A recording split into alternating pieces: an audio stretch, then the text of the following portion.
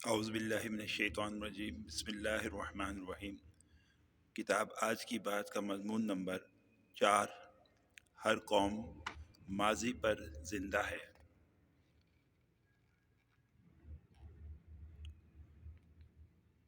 روئے زمین پر بسنے والی نوع انسانی کی تاریخ کا مطالعہ کیا جائے تو ظاہر ہوتا ہے کہ آدم ذات دوسری نوع کی طرح نوع تھی۔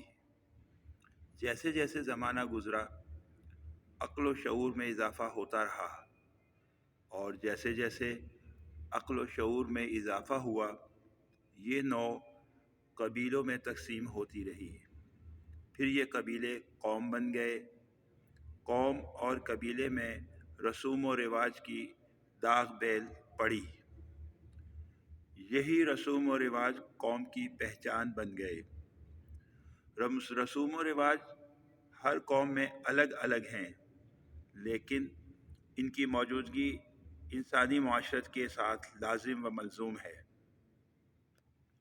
جب رسوم و رواج نے الہی علم کے خلاف بغاوت کی تو اللہ تعالیٰ نے ان رسوم و رواج کو ختم کرنے کے لیے پیغمبروں کا سلسلہ قائم کیا، اور تقریباً 1,24,000 پیغمبروں نے ہر قوم کو بتایا کہ رسوم و رواج ایسے ہونے چاہیے جن میں آدم ذات بے عزت نہ ہو اور اس کی شان تخلیق متاثر نہ ہو۔ تاریخ بتاتی ہے کہ کوئی زمانہ ایسا نہیں گزرا جب زمین میں قوم اور قبیلے جشن نہ مناتے ہوں، اور یہی جشن ان کے قومی تشخص کا آئینہ ہوتا ہے۔ اس آئینے میں قومی شعار کا چہرہ صاف اور واضح نظر آتا ہے۔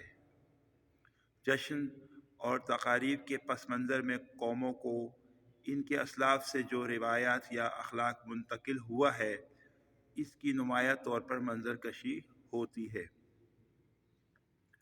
بلا شبہ تہوار ایک ایسی کسوٹی ہے جس پر کسی قوم کی تہذیب کو پرکھا جا سکتا ہے۔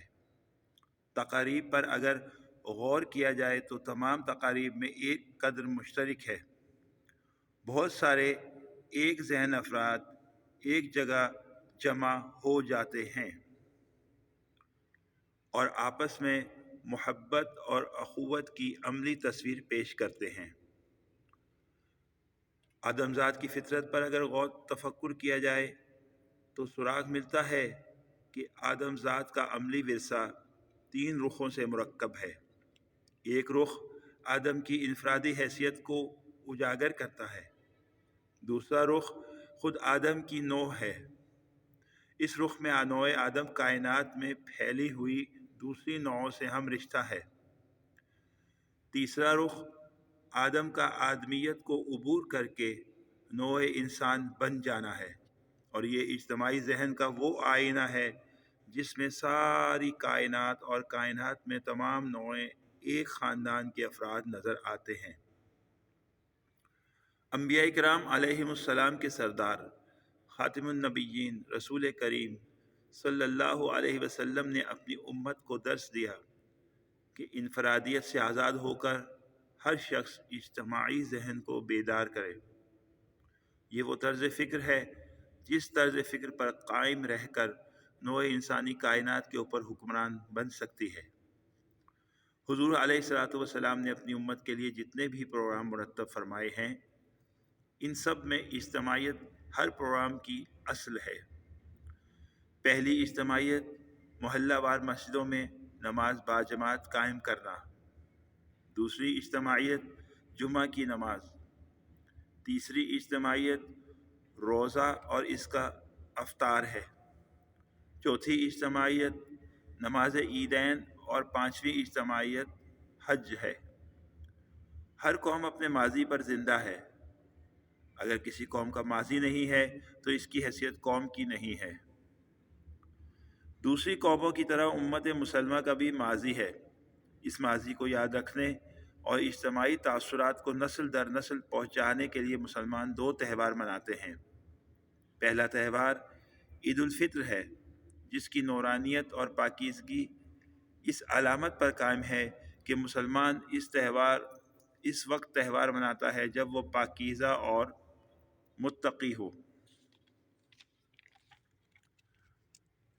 رمضان المبارک کے 30 یا 29 دن اس عمل کی پریکٹس ہے کہ من حیث القوم مسلمان انفرادی ذہن کی نفی کر کے مثبت اجتماعی ذہن کو اہمیت دیتا ہے۔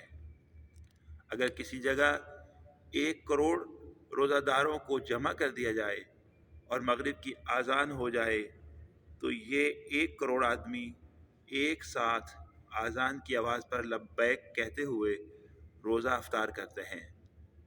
اگر مسلمان اجتماعی ذہن کی حیثیت اور طاقت سے واقف ہو جائے تو ساری دنیا اور دنیا سے ماوراء کائنات پر اس کی حکمرانی قائم ہو جائے گی۔ اللہ تعالیٰ فرماتے ہیں، جس کا مفہوم ہے سب مل کر اللہ کی رسی کو مضبوط پکڑ لو اور تفرقہ میں نہ پڑو۔ سورہ آل عمران آیت نمبر 103۔